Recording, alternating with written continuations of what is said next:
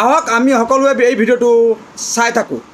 ঐ নম্ৰতা বুঢ়ী ছাগলী, কাকে চিঞৰি দিল্লীত থাকি চিঞৰি থাকিলে নহ'ব নহয়। কুকুৰণী অসমলৈ আহিবি তই বনৰী লাগিব কাৰণে। চালা অসমীয়া হৈ পানি মিয়াৰ বিৰুদ্ধ দিছিলে ল'ৰা। ভিডিঅ'টো আগত ভালকৈ চাই ল। কিবা এটা দিছোঁ তোৰ কাৰণে উপহাৰ এটা দিছোঁ, চাই লচোন ভিডিঅ'টো। নম্ৰতা বনৰী দিল্লীত থাকি কি কৰি আছে ঠিক নাই, মোক তই জ্ঞান দিব।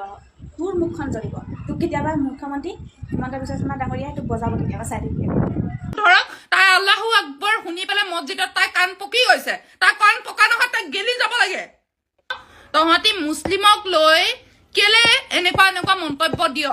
তুমি কোৱাটো ঠিকেই কৈছা, তাই তেনেকৈ গালি পাৰিব নালাগিছিল। কিন্তু এই কাজিয়াখন আৰম্ভ কৰিলে কোনে? প্ৰথমে কোনে আৰম্ভ কৰিলে? এই ছোৱালীজনীয়ে গৌৰৱ গগৈ ডাঙৰীয়াক উদ্দেশ্যি কিবা এটা গালি পাৰিছিলে। তাই বেয়া শব্দ মাতিছে, সেইটো ভুল কৰিছে। কিন্তু সেই ভিডিঅ'টো টানি নি মিয়াবিলাকে চবেই ৰ'জ কৰি তাইক গালি পাৰিলে। তাৰপিছত তাই মিয়াক গালি পাৰিবলৈ আৰম্ভ কৰিলে। তুমি আগতে গোটেই আগৰ পৰা গুৰিলৈকে কথাখিনি বুজি ল'বা। আৰু লোকৰ কথা বকি ফেচবুকৰ পৰা টকা কামাবলৈ আৰু কিমান বিজনেছ কৰিবা তোমালোকে? উল্টা পুল্টা কথা কৈ ভিডিঅ' নবনাবি তই। তোক চাই আছোঁ বহুত দিনৰ পৰা।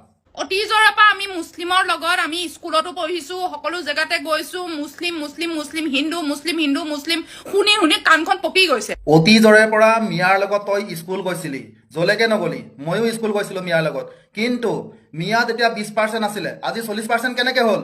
তই হিচাপ দিব পাৰিবি? তাই যেতিয়া ভগৱান আৰু আল্লাহ এজনে। ভগৱান এজনেই কেতিয়াও নহয়।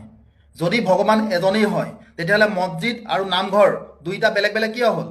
আৰু যদি ভগৱান এজনেই হয় তেতিয়াহ'লে আমি ধুতি পিন্ধো, সিহঁতে লুঙি পিন্ধে, কিয় বেলেগ বেলেগ হ'ল? আৰু যদি ভগৱান এজনেই হয় পাকিস্তান আৰু ভাৰত কিয় হ'ল? আৰু যদি ভগৱান এজনেই হয় পাকিস্তানৰ পৰা হিন্দুবিলাক ক'লৈ গ'ল? পাঞ্জাৱৰ পৰা হিন্দুবিলাক ক'লৈ গ'ল? কাশ্মীৰৰ পৰা হিন্দুবিলাক ক'লৈ গ'ল?